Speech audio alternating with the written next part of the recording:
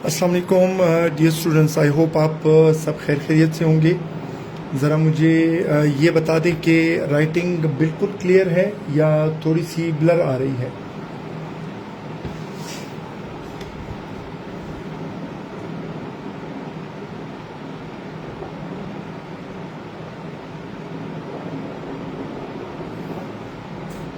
ज़रा मुझे comment section में बता दें।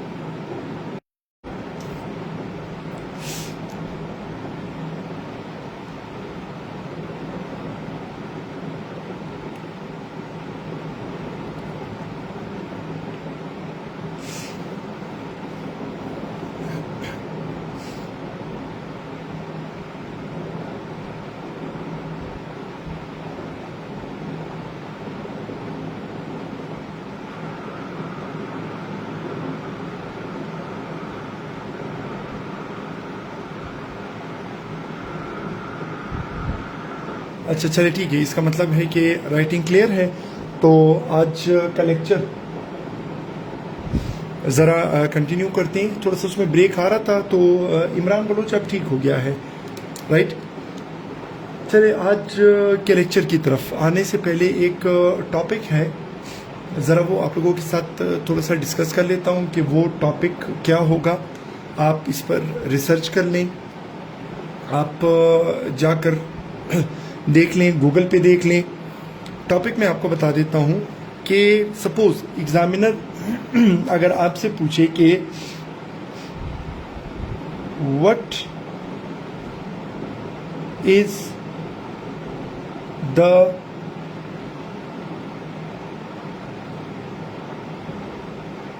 अल्टरनेट ऑफ कॉर्पोरल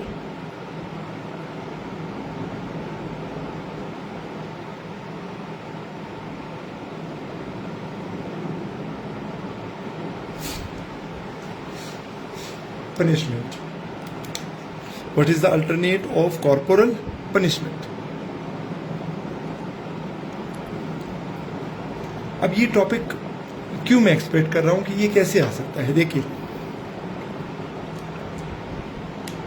ये टॉपिक तो आपने प्रिपेयर किया होगा कि कॉर्पोरल पनिशमेंट के स्टूडेंट्स के ऊपर कौन से नेगेटिव इम्पैक्ट्स होते हैं। ठीक है, ये जो मोस्ट इंपॉर्टेंट एसेस थे वहां पर मैंने ये वाला टॉपिक मेंशन भी किया है। ठीक है, अब हम इसको एक और एंगल से देख लेते हैं। सपोज एग्जामिनर अगर आपको ये कहे कि भाई यार बच्चों को डिसिप्लिन्ड करने के लिए एक ही टूल था, कौन सा, कॉर्पोरल पनिशमेंट, और उसके बारे में ये कहा जा रहा है कि टीचर्स को कॉर्पोरल पनिशमेंट यूज़ नहीं करनी चाहिए। ठीक है, अच्छा, अगर कॉर्पोरल पनिशमेंट यूज़ नहीं करनी चाहिए तो आप बता दें कि उसका अल्टरनेट क्या होगा। तो आपने क्या करना है, आपने इसके ऊपर थोड़ी सी रिसर्च करनी है, जाकर आपने गूगल पे सर्च करना है, वहाँ पर लिख लें कि what is the alternate of corporal punishment. तो आपको, अभी मैं आपको इसलिए नहीं बता रहा क्योंकि फिर आप कामचोर हो जाएंगे, फिर आप ये एक्सपेक्ट करेंगे कि आपके लिए हर काम कोई दूसरा ही करे। कॉर्पोरल पनिशमेंट की रिप्लेसमेंट के लिए 3 अल्टरनेटिव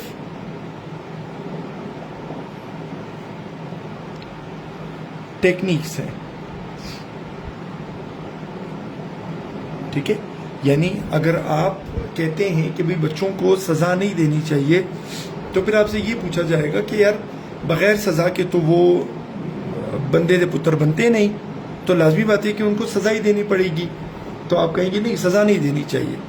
तो फिर अब अगला बंदा आपसे एक्सपेक्ट करेगा, ठीक है अगर सजा नहीं देनी चाहिए तो हमें उसका अल्टरनेट बता दें, ठीक है। तो इसकी 3 ऐसी टेक्निक्स हैं कि जिनको आप कॉर्पोरल पनिशमेंट के अल्टरनेट के तौर पे आप यूज कर सकते हैं, ठीक है।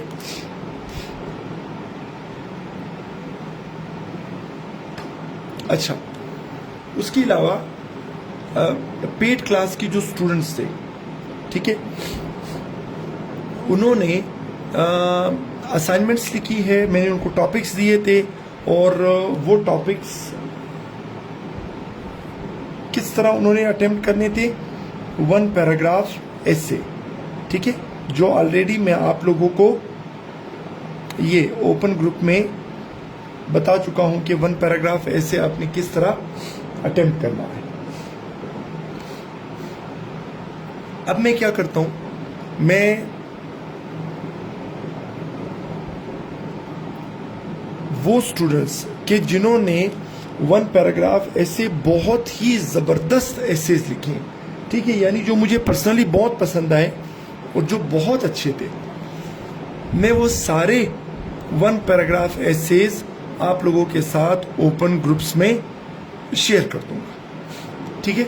आपने उन 1 पैराग्राफ एसे से और कुछ काम नहीं लेना, आपने क्या करना है, वहां से आर्ग्यूमेंट्स इकट्ठे करने हैं, ठीक है। यानी वहां पर आपको जितने फैक्ट्स एंड फिगर्स मिलते जाएंगे, आप वो वहां से नोट करें। तो आप यूं समझें कि आपका बर्डन काफी हद तक बाकी स्टूडेंट्स ने खुद उठा लिया है, ठीक है। अब पेड क्लास के जो स्टूडेंट्स हैं, मैं उनको एक और असाइनमेंट देने लगा हूं, ठीक है। और वो असाइनमेंट क्या है, उन्होंने अटेम्प्ट करना है शॉर्ट एसे, ठीक है, कि जिसके लिए इंट्रोडक्शन है, उसमें बॉडी पैराग्राफ्स है, उसमें कंक्लूजन है, उस तरह का उन्होंने एसे अटेम्प्ट करना है। और शॉर्ट एसे के लिए मैं उनको कोई 26 मोस्ट इंपॉर्टेंट एसेज में दूंगा, ठीक है। और मुझे आइडिया हो रहा है, और माशाल्लाह ये जो पेड क्लास वाले स्टूडेंट्स थे, इन्होंने बहुत ही सीरियसनेस दिखाई है, बड़ी मेहनत से काम किया है, तो इसीलिए मैं उनके असाइनमेंट्स आपके साथ शेयर करूंगा।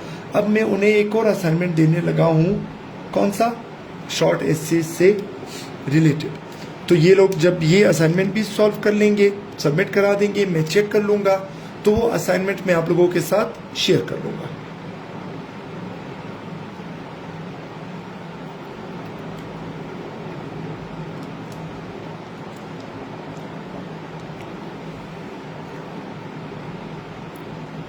अब स्टूडेंट्स ने करना क्या है, ठीक है, ये वो पेड क्लास वालों को मैं अभी बता देता हूँ, फिर वापस मैं लेक्चर की तरफ आता हूँ।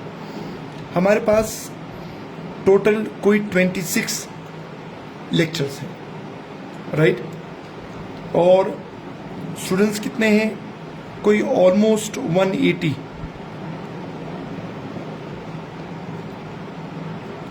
ठीक है। तो इसमें आप यूं समझ लें कि कोई 7 स्टूडेंट्स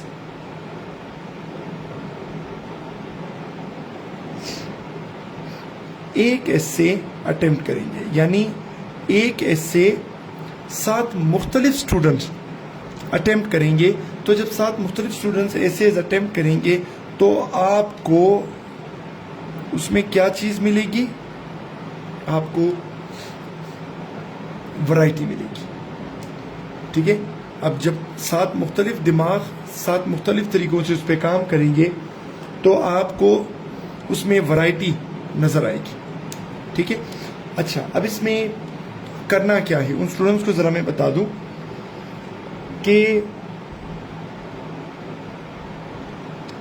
1 से लेकर 26 तक जो मेंबर्स हैं उन्होंने क्या, सॉरी 1 से 26 तक नहीं,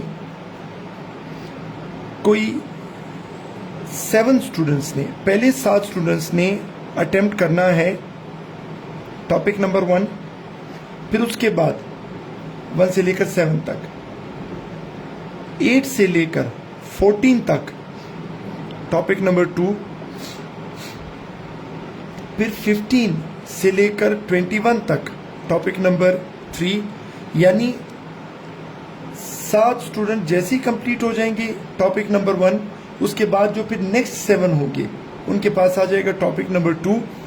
तो इस तरह उन्होंने क्या करना है, अपने एसेज अटेम्प्ट करने हैं और सबमिट कराने हैं।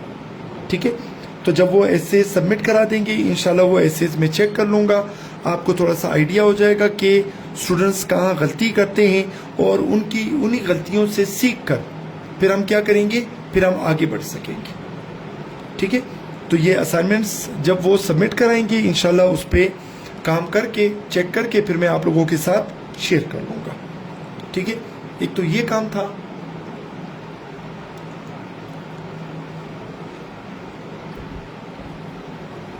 दूसरा, एक टॉपिक आज हम स्टार्ट करते हैं,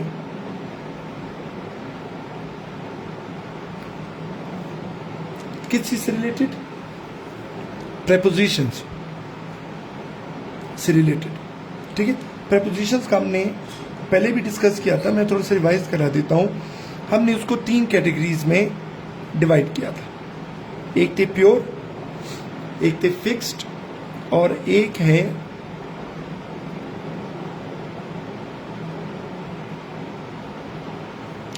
फ्रेजल वर्ड्स।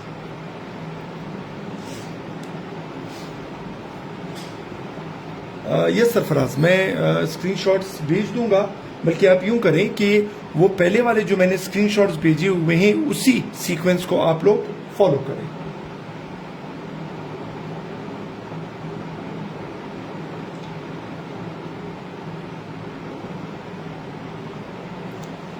चलिए ठीक है वजीरा, मैं इस दफ़ा फिर रिवाइज्ड एक मेथड आपको बता दूंगा, आपने उसको फॉलो करना है। अच्छा, फिक्स्ड वालों के लिए मैंने आपको बताया था कि एक लिस्ट प्रोवाइड की थी मैंने, आपने उस लिस्ट में जो प्रेपोजिशंस थे, लाजमी बात है कि इनके लिए कोई स्पेसिफिक रूल्स वगैरह नहीं होते हैं, इन्हें आपने क्या करना है, रट्टा लगा के याद करना है। इसके लिए मैंने एक बुक आप लोगों के साथ शेयर की थी, थ्रू प्रैक्टिस आप लोगों ने सीखनी है। जबकि प्योर वाले जो हैं वो किस तरह के हैं, वो कंसेप्चुअल है। ठीक है, यानी आप इन्हें समझ सकते हैं। ठीक है, अब करना आपने क्या है, देखें, सपोज प्रेपोजिशंस को हम कोशिश करेंगे कि बड़ा सिंपल लेके चले। अब सिंपल कैसे लेके चले, देखते जाए।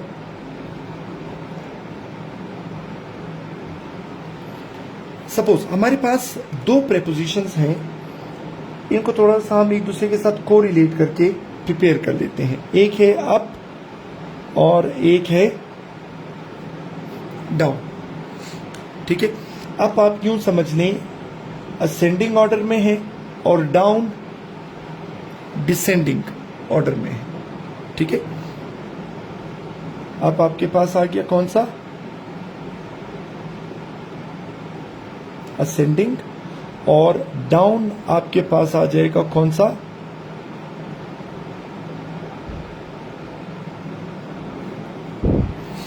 डिसेंडिंग। अब देखिए, सपोज मैं आप लोगों से एक क्वेश्चन पूछता हूं, आप बेशक कमेंट सेक्शन में उसका आंसर दे दें। एक बंदा सेकंड फ्लोर पे जाना चाहता है, राइट? तो मुझे बताएं कि इसके लिए हम अप यूज करेंगे या डाउन यूज करेंगे? कमेंट सेक्शन में जवाब दें।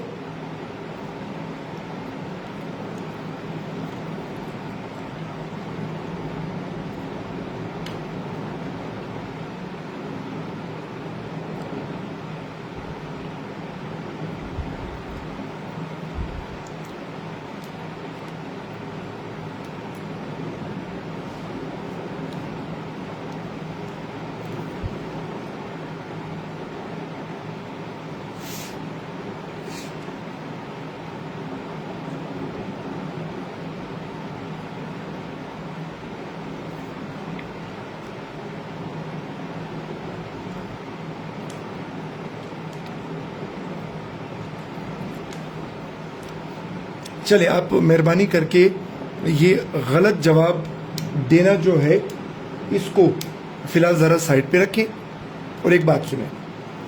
आप सब कह रहे हैं कि अब, और अगर मैं ये कहूं कि ये बंदा इस वक्त कहां पर मौजूद है? थर्ड फ्लोर पे। अब मुझे बताएं कि अप यूज करेंगे या डाउन?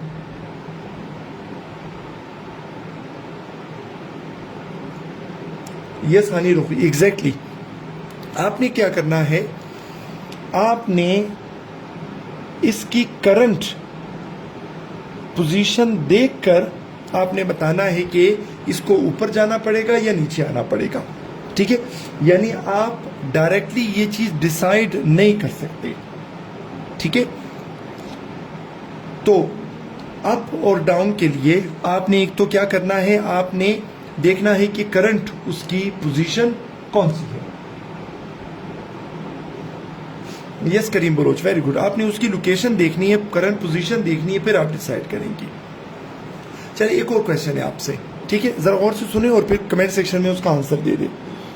मुझे ये बताएं, अगर मैं ये कहूं कि पाकिस्तान में सपोज इन्फ्लेशन रेट जो है वो 37% है, तो मुझे बताएं कि ये कम हुआ है या ज्यादा हुआ है?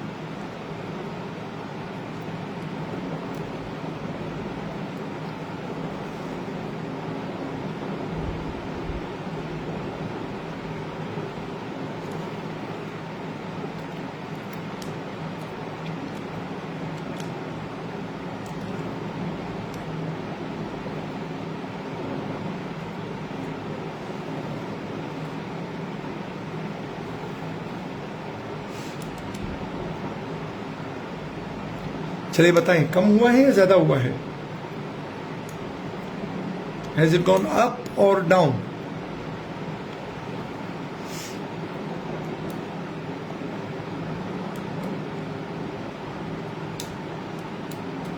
यस नदीम आगा, वेरी गुड। देखें, हम 37 के बारे में ये नहीं कह सकते कि ये कम हुआ है या ज्यादा हुआ है। आपने क्या करना है, आपने इसको कंपेयर करना है किसके साथ? प्रीवियस सिचुएशन के साथ। अब देखिए, अगर मैं आपको ये कहूं कि प्रीवियसली ये कितना था, ये 41% था, तो फिर जब आप इसके मुकाबले में देखेंगे तो आप कहेंगे कि इट हैज कम डाउन। और अगर मैं ये कहूं कि ये प्रीवियसली 33% था, तो फिर आप कहेंगे कि इसके मुकाबले में हम कहेंगे कि इट हैज गॉन अप। तो इसलिए तो आपने ये चीज देखना है कि वो प्रीवियसली जिस चीज के साथ उसको कंपेयर कर रहा है, उस हिसाब से आपने डिसाइड करना है कि अप यूज करना है या डाउन यूज करना है, ठीक है? चलिए, अब इसको थोड़ा सा आगे लेके चलते हैं। अब फिर हमारे पास एक और पेयर है, ये प्रेपोजिशन से रिलेटेड। एक है अंडर और एक है बिलो, ठीक है? अब देखिए, एक क्वेश्चन मैं आपसे पूछता हूं, उसको जरा सोच के जवाब दें। एक बंदा है स्टूडेंट्स मेरे कहते हैं सर आप आसिफ का नाम ज़्यादा यूज़ करते हैं, तो चले मैं यूज़ कर लेता हूँ कि सनाउल्लाह। एक स्टूडेंट है, एक बंदा है सनाउल्लाह, वो कमरे में बैठा हुआ है, ठीक है, ऊपर से पंखा गिरता है तो और सनाउल्लाह को चोट नहीं पहुंचती। इसकी वजह क्या है? सनाउल्लाह कमरे में है, ऊपर से पंखा गिरा लेकिन सनाउल्लाह को चोट नहीं पहुंची।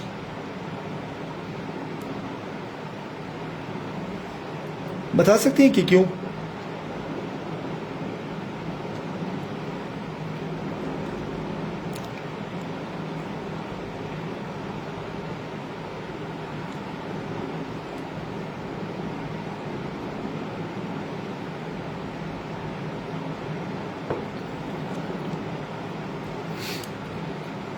देखिए, चोट इसलिए नहीं पहुंची क्योंकि सनाउल्लाह जो है वो डायरेक्टली पंखे के नीचे नहीं था, ठीक है। यानी चले हम इसको यूं देख लेते हैं, ये फैन है, राइट, और ये सनाउल्लाह साहब, ठीक है। पंखा जब नीचे गिरा तो सनाउल्लाह को चोट नहीं पहुंची क्योंकि सनाउल्लाह साहब पंखे के नीचे तो थे लेकिन इनडायरेक्टली। तो इसलिए अगर इनडायरेक्टली होगा तो हम यूज कर लेंगे क्या? बिलो, ठीक है। और अगर मैं ये कहूं कि पंखा गिरा और सनाउल्लाह साहब को खुदा ना खास्ता चोट लग गई क्योंकि सनाउल्लाह साहब पंखे के डायरेक्टली नीचे बैठे हुए थे, ठीक है। तो अंडर और बिलो में नॉर्मली डिफरेंस किस चीज का होता है? डायरेक्ट और इनडायरेक्ट का। अब स्टूडेंट्स ये पूछते हैं तो मैं कहता हूं चले मैं आपको एक और तरीके से बता देता हूं। अब सुने गौर से, सपोज एक कॉलेज है, राइट, उस कॉलेज में 20 ग्रेड के 2 प्रोफेसर्स हैं, ठीक है, 20 ग्रेड वाले प्रोफेसर्स होते हैं। अब उस कॉलेज में एक 17 ग्रेड का लेक्चरर है, ठीक है। अब इन 2 20 ग्रेड के प्रोफेसर्स में एक बंदा प्रोफेसर होने के साथ साथ प्रिंसिपल भी है, ठीक है।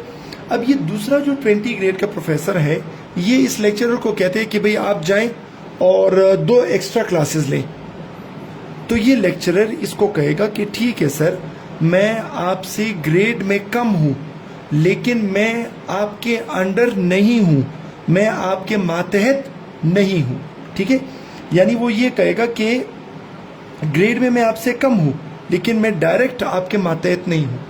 हाँ, अगर प्रिंसिपल उसको कहेगा, प्रिंसिपल चूंकि उसके सर पे बैठा हुआ है ना, हेड है, तो प्रिंसिपल उसको कहेगा तो इस बंदे को बात माननी पड़ेगी और वो कहेगा सर बिल्कुल आप मेरे हेड हैं, मैं आपके अंडर काम करता हूं तो इसलिए मैं आपका ऑर्डर जरूर मानूंगा, ठीक है।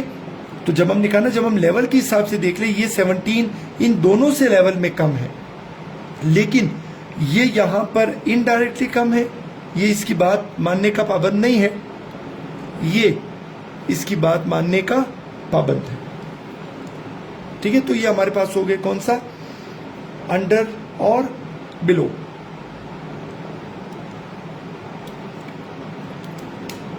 अब एक और पॉइंट की तरफ आते हैं, देखते जाए।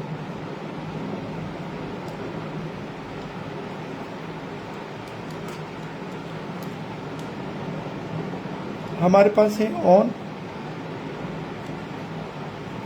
हमारे पास है अबव और हमारे पास है ओवर।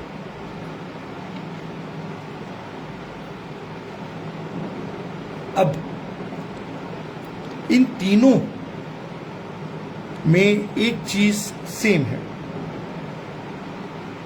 कि कोई चीज नीचे है और एक चीज ऊपर है, ठीक है। यानी एक चीज नीचे है, एक ऊपर है। अब आप कहेंगे कैसे? देखिए, मैं ये कह देता हूं कि ये टेबल है, राइट, और इसके ऊपर बिल्ली है, तो फिर मैं कहूंगा the cat is on the table, right, surface को टच कर रही है। फिर मैं ये कहता हूं कि फैन है, ठीक है, और इसके नीचे यहां पर चेयर है। अब फैन ऊपर है, चेयर नीचे है, बिल्कुल वैसी जैसे कैट ऊपर थी, टेबल नीचे है, लेकिन इन दोनों में फर्क ये है कि फैन टेबल की सरफेस को टच नहीं कर रहा, ठीक है, और फैन जो है वो अपनी जगह पे क्या है, स्टैटिक है,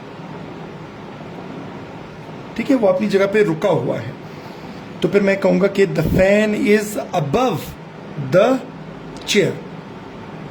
देखिए, जब हम बात करते हैं किस चीज के बारे में, ओवर के बारे में, ठीक है, अब ओवर में क्या होगा, सपोज यहां पर एक चेयर है, ठीक है, यहां पर एक टेबल है और यहां पर एक बॉक्स, ठीक है। अब यहां पर एक बिल्ली बैठी है। अब इस बिल्ली ने यहां से छलांग लगाई, राइट। अब बिल्ली ऊपर है और बॉक्स नीचे है, ठीक है। बिल्ली बॉक्स की सरफेस को टच नहीं कर रही है, राइट। ये नहीं है कि बिल्ली यहां पर स्टैटिक फॉर्म में है, स्टेशनरी है और वो मूव नहीं कर रही है, ठीक है, बल्कि क्या है, वो इसके ऊपर से ऐसे कर्व बनाती हुई जा रही है। तो फिर हम कहेंगे कि the cat jumps over the box. अब इसको थोड़ा सा आसान बना देते हैं। देखिए, क्रिकेट में एक बैटर है, ठीक है, पहले इसको बैट्समैन कहते थे, लेकिन फिर वो जेंडर वाला इशू हुआ तो उन्होंने कहा बस बैटर कह देते हैं, ये मेल और फीमेल क्रिकेटर्स दोनों के लिए हम यूज कर लेंगे। अब इस बैट्समैन ने एक शॉट खेला, यहां पर ड्राइंग तो मेरी फुल खत्म है, फिर भी मैं कोशिश करता हूं कि थोड़ा सा गुजारा कर लूं। यहां पर ये फील्डर मौजूद है। बैट्समैन ने जब शॉट मारी, बॉल जो है वो फील्डर के सर के ऊपर से होते हुए गई। देखिए, वो फील्डर के सर के ऊपर नहीं पड़ी या फील्डर के सर पे आकर यहां पर रुक नहीं गई, बल्कि वो क्या करी, ऐसे मूव करती हुई जा रही है। तो फिर आपने क्रिकेट में कमेंट्री में सुना होगा, वो कहते हैं the ball goes over the fielders head. सुना है आपने?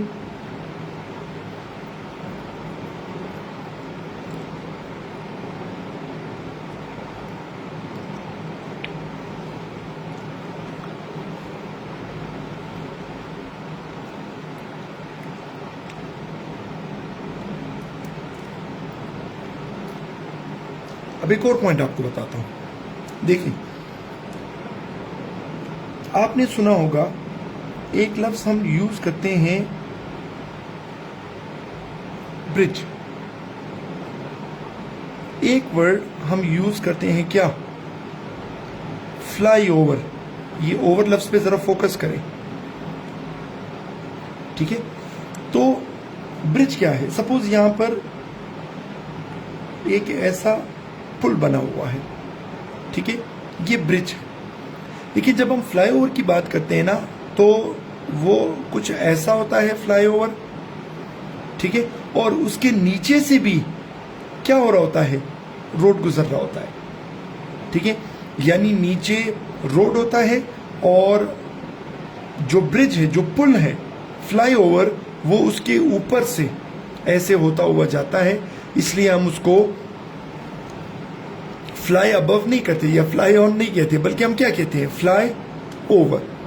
तो इस चीज को आप जरा माइंड में रख लें कि फ्लाई ओवर में वो क्या होगा, वो ऐसे उसके ऊपर से होता हुआ जाएगा, बिल्कुल वैसे ही कि जैसे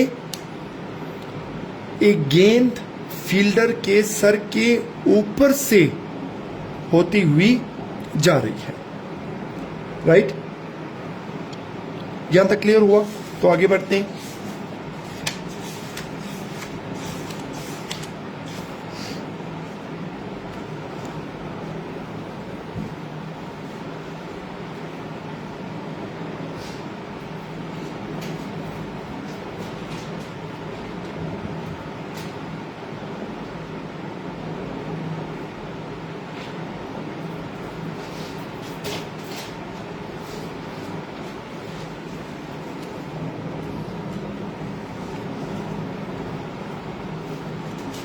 चलिए अब जरा आगे बढ़ते हैं। नेक्स्ट,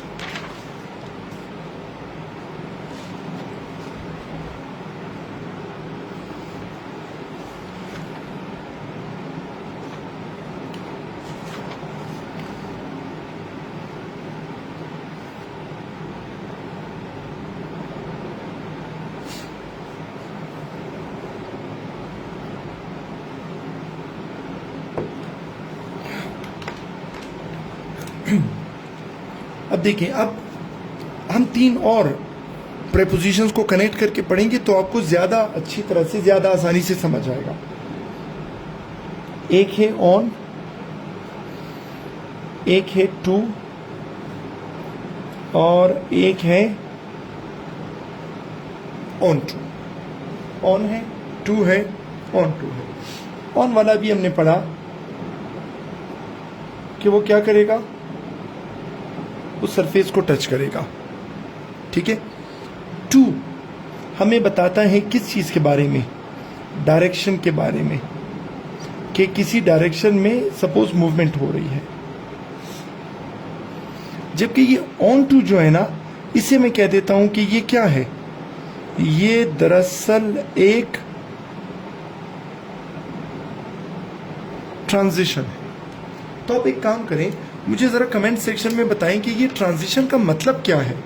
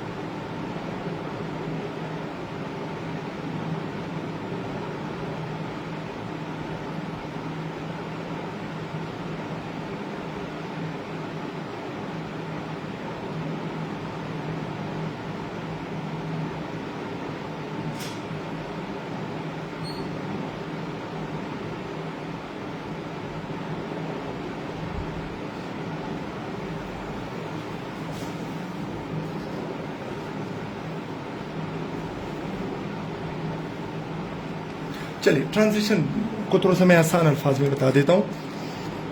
एक गवर्नमेंट जो है वो अपने 5 साल का टेन्योर पूरा करती है। ठीक है। फिर 3 मंथ्स के लिए क्या होगा, 3 मंथ्स के लिए इंटरम सेटअप आ जाता है, जिसको हम निगरान हुकूमत कहते हैं। और फिर उसके बाद 5 साल के लिए एक और हुकूमत आ जाती है। राइट। अच्छा, अब देखिए, मुझे ये बताएं कि ये 3 महीने जो है, ये फर्स्ट वाली गवर्नमेंट में काउंट होंगे या सेकंड वाली में, जरा बताएं।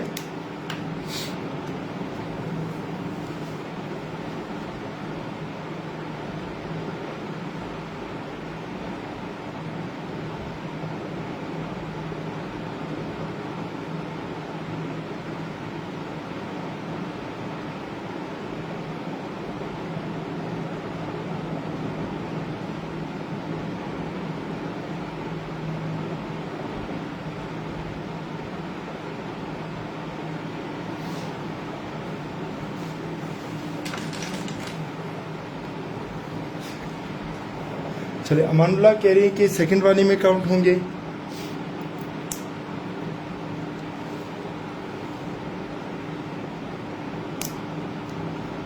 वजीरा कह रही है फर्स्ट वाले में।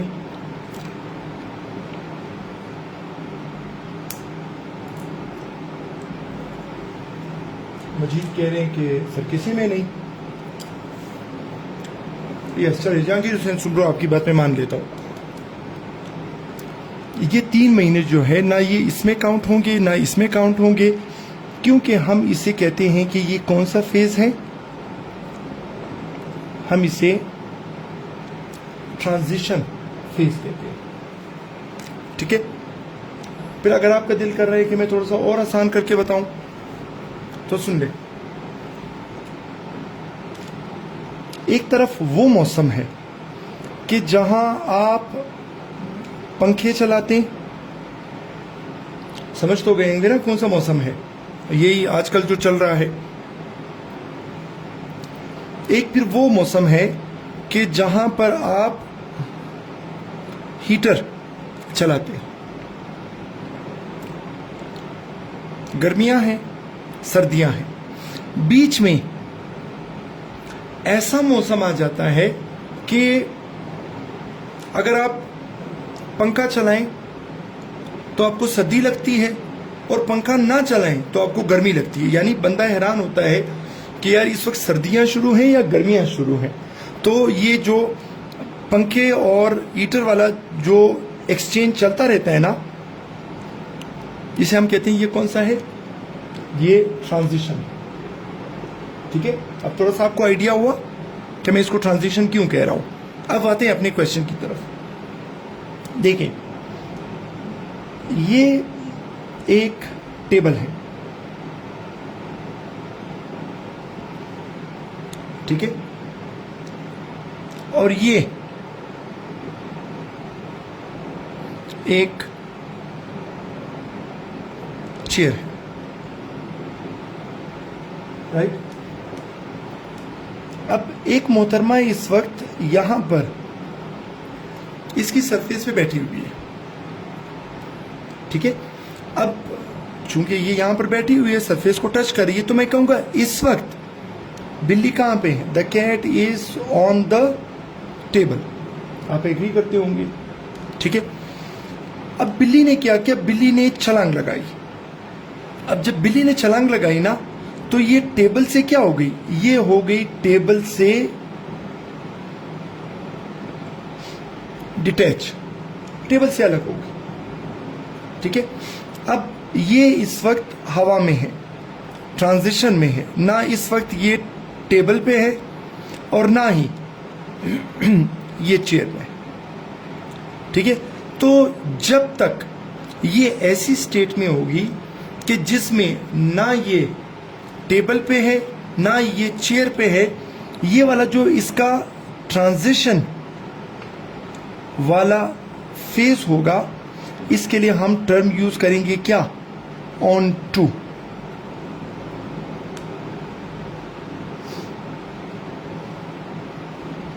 Yes Karim Baloch, very good, ठीक है। अब देखिए, अगर मैं ये कहूं ना कि the cat is on the table, इसका मतलब बिल्ली जो है इस वक्त टेबल की सरफेस को टच कर रही है। अगर मैं ये कहूं द कैट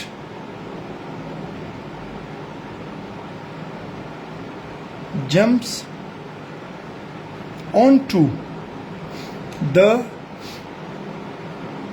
चेयर।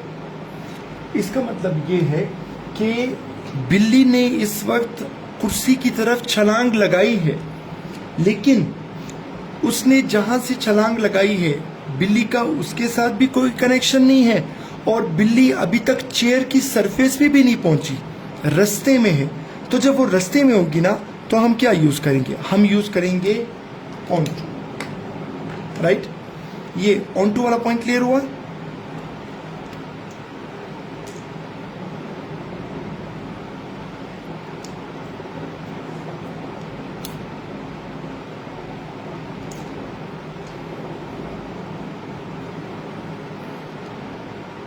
अगर ऑन टू वाला क्लियर हो, फिर हम आगे बढ़ते हैं।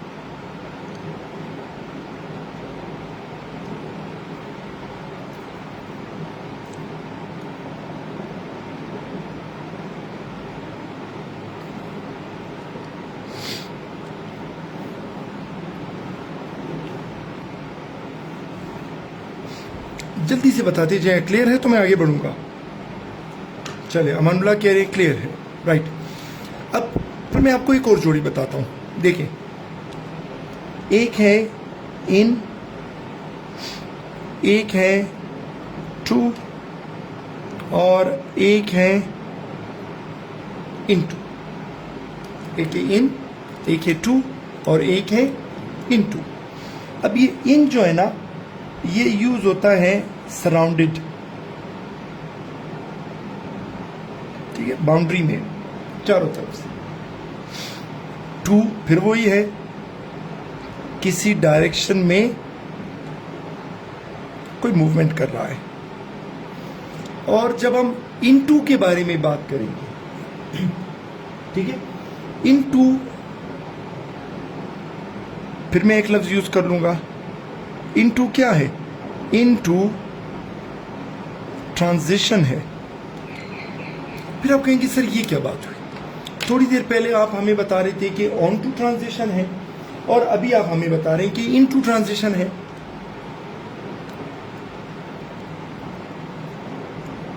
राइट? तो चलो मैं आपकी कंफ्यूजन दूर कर देता हूं।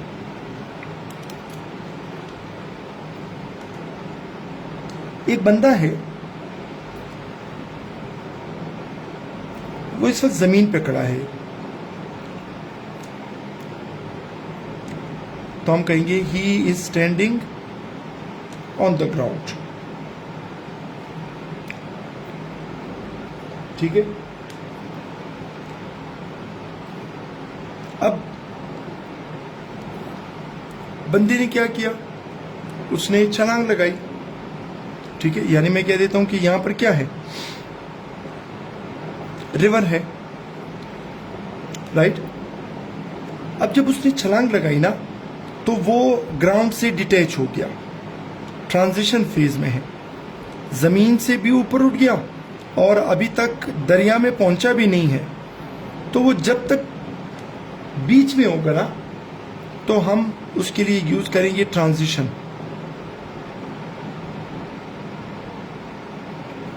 और ट्रांजिशन के लिए हम यूज करते हैं क्या? Into.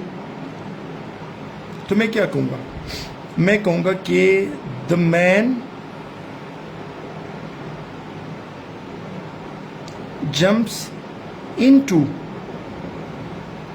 The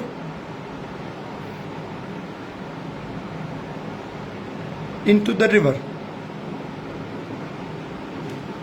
The man jumps into the river. अब पता है आपके माइंड में कंफ्यूजन क्या है? कंफ्यूजन ये है कि सर इनटू भी ट्रांजिशन है, ऑन टू भी ट्रांजिशन है। अब हम ये कैसे डिसाइड करेंगे कि हमने इनटू यूज करना है या ऑन टू यूज करना है? तो मैं आपको ये कहूंगा कि आपने उसकी एंडिंग देखनी है, एंड पॉइंट देखना है। अब देखिए, अगर एंड पॉइंट कोई ऐसी चीज है कि जहां पर जब वो पहुंचेगा तो उसकी सरफेस को टच करेगा ऑन। अगर एंड पॉइंट ऑन है, देखिए जैसे चेयर था, तो इसका ट्रांजिशन क्या है? ऑन टू है। अगर एंड पॉइंट इन है, जैसे रिवर के लिए हम क्या यूज करते हैं, इन द रिवर, तो इसका ट्रांजिशन फिर क्या होगा, इनटू, यानी ऑन टू और इनटू, ये दोनों ट्रांजिशंस हैं। डिपेंड करेगा किसके ऊपर, कि इसकी आखिरी पोजीशन क्या है।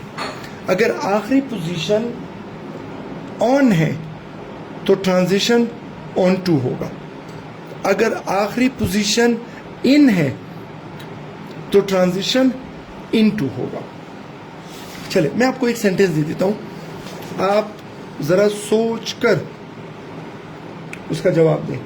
सुने, मैं कहता हूं कि the man walks on to या in to the room.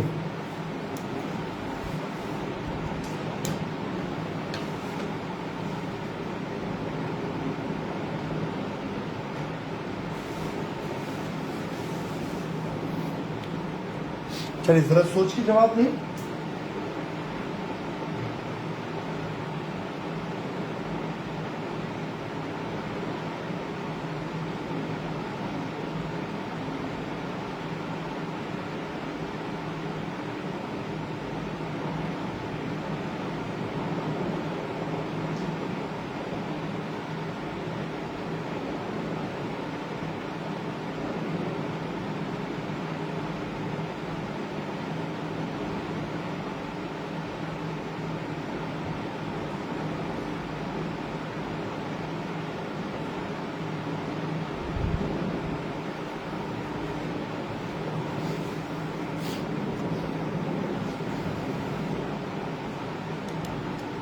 Yes, देखिए इसका मतलब ये कि आपको कंसेप्ट समझ आ गया है, क्योंकि हम कभी भी ये नहीं कहते कि I M on the room, हम क्या कहते हैं, I am in the room.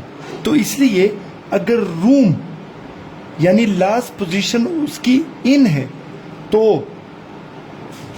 उसका ट्रांजिशन क्या होगा, इनटू होगा। तो हम कहेंगे the man walks into the room. ठीक है, yes Fazira, very good, excellent.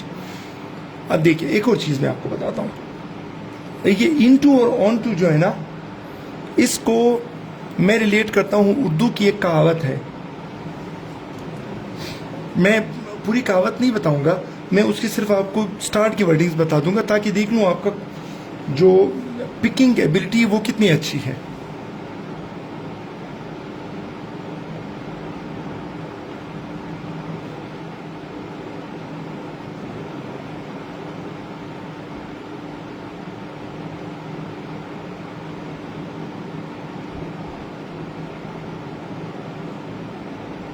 ये एक कहावत है, उस कहावत में तकरीबन कोई 8 वर्ड्स हैं। मैंने हर वर्ड का पहला लेटर जो है, हर्फ, वो आपको बताया है। तो जरा गेस करके बताएं कौन सी कहावत है जिसको मैं इनटू और ऑन टू के लिए यूज कर रहा हूं।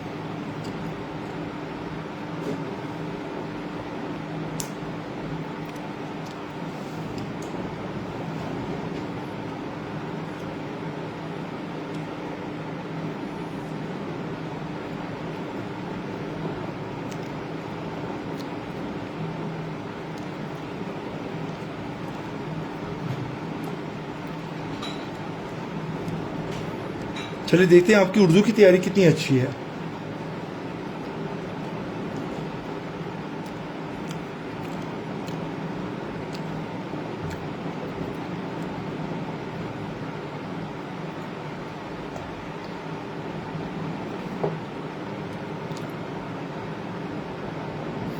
इसका मतलब ये हुआ कि कोई भी इस कहावत को गेस नहीं कर पा रहा।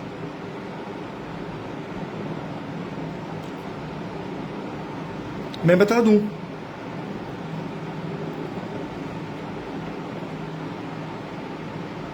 Yes Hazrat Bilal, very good very good. धोबी का कत्ता, हम इसको कुत्ता कहते हैं, ये कुत्ता नहीं, धोबी का कत्ता है। धोबी का कत्ता, ना घर का ना घाट का, ये बेचारा इन टू या ऑन टू वाला जो ट्रांजिशन है, ना ये एक में काउंट होता है और ना ही ये दूसरे में काउंट होता है। Yes Meenal Khan, very good. ठीक है, तो ये चीज आपने समझनी है। चलिए एक और मैं क्वेश्चन आपसे पूछता हूं, राइट। देखिए, मैं कहता हूं कि ट्रांसलेट दिस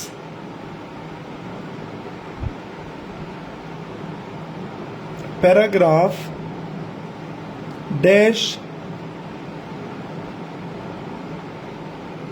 इंग्लिश। अब मुझे बताएं कि यहां पर कौन सा प्रेपोजिशन यूज होगा।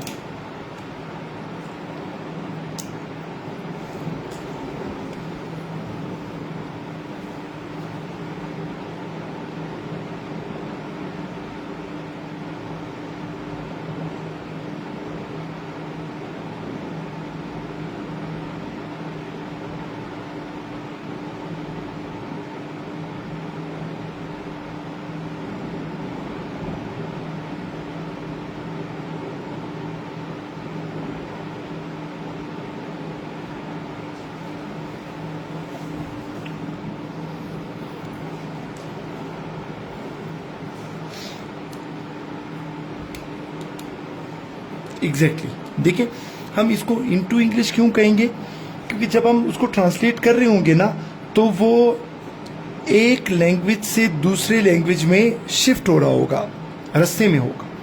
और जब वो कंप्लीट हो जाएगा ना, तो हम क्या कहेंगे, it is written in English. तो इसकी अगर आखिरी पोजीशन इन है, तो जब ये शिफ्टिंग हो रही थी, तो वो शिफ्टिंग क्या होगी, इनटू। अब तो क्लियर है ना, कोई कंफ्यूजन तो नहीं है? अगर है तो पूछ लें।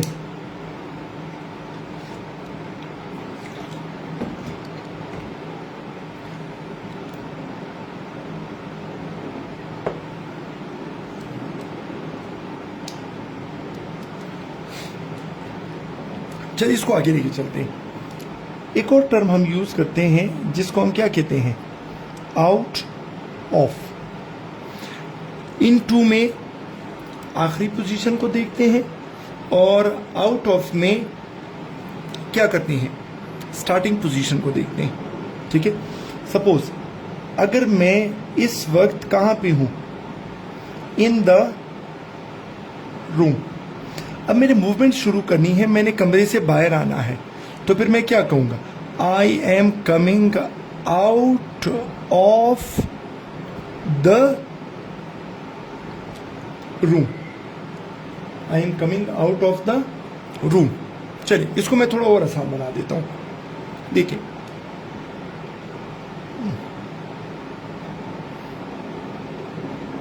ट्रबल लफ्ज तो आपने सुना होगा ना।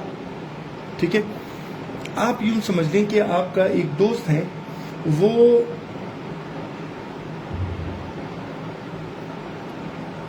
कुछ बुरी कंपनी में पड़ गया है। ठीक है, आप उसको कहते हैं कि you will get into trouble. यानी आप उसे कहते हैं कि आप क्या कर रहे हो, आप आहिस्ता आहिस्ता बढ़ते जाओगे किसकी तरफ, ट्रबल की तरफ। ठीक है, यानी आप उस रास्ते पे चल रहे हो, आपने उसको वार्न कर दिया।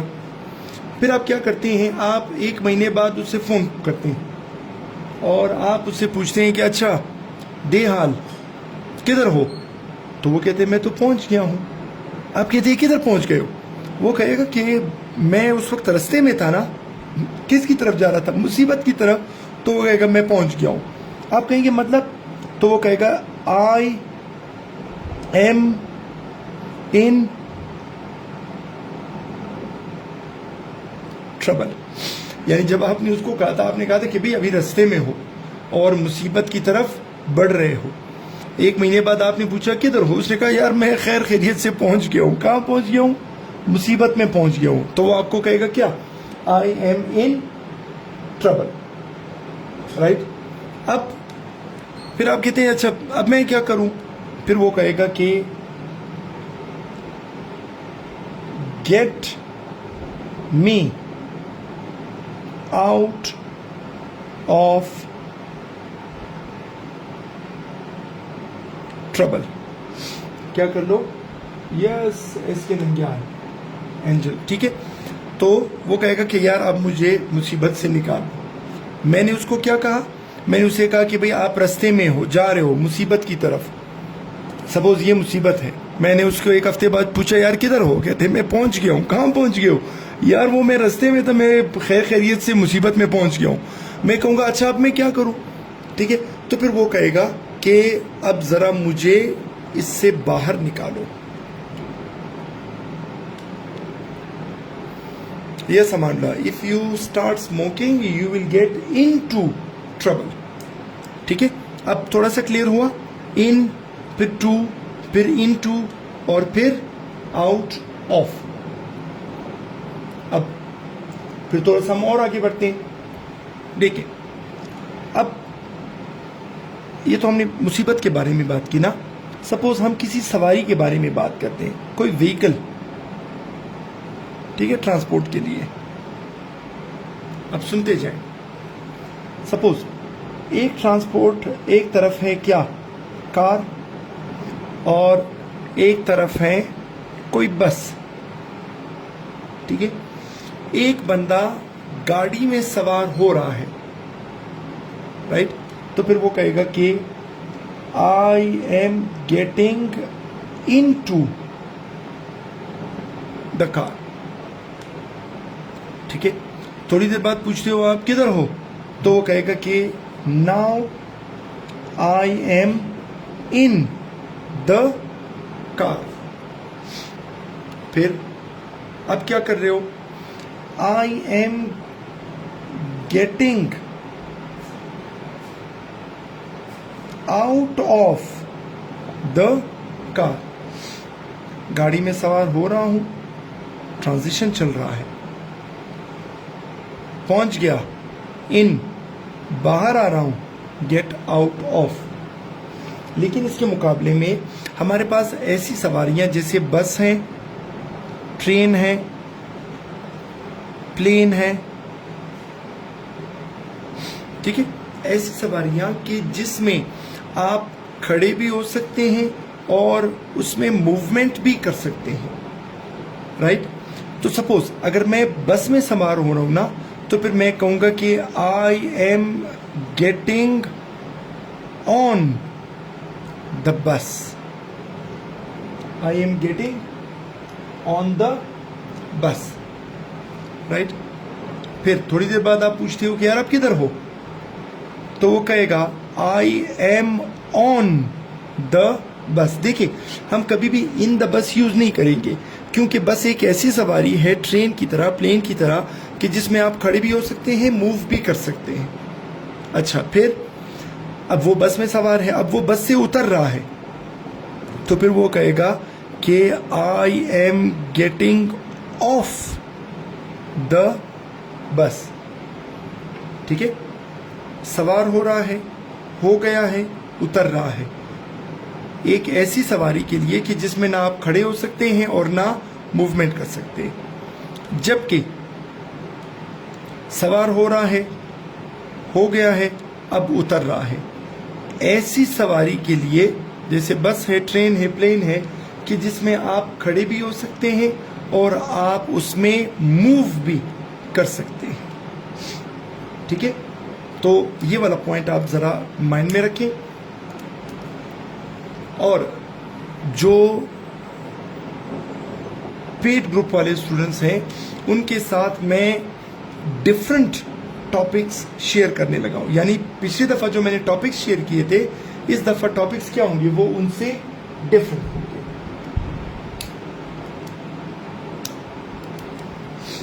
हाँ देखिए, करीम बलोच, अगर मैं कहूंगा ना कि मैं बस से उतर चुका हूं, तो मैं कहूंगा I have got off the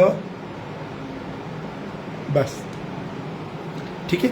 तो पेड क्लास वालों के साथ मैं लिस्ट शेयर कर लूँगा, उन्होंने उस लिस्ट के अकॉर्डिंगली अपनी असाइनमेंट सबमिट करानी है। और असाइनमेंट सबमिट कराने के लिए डेडलाइन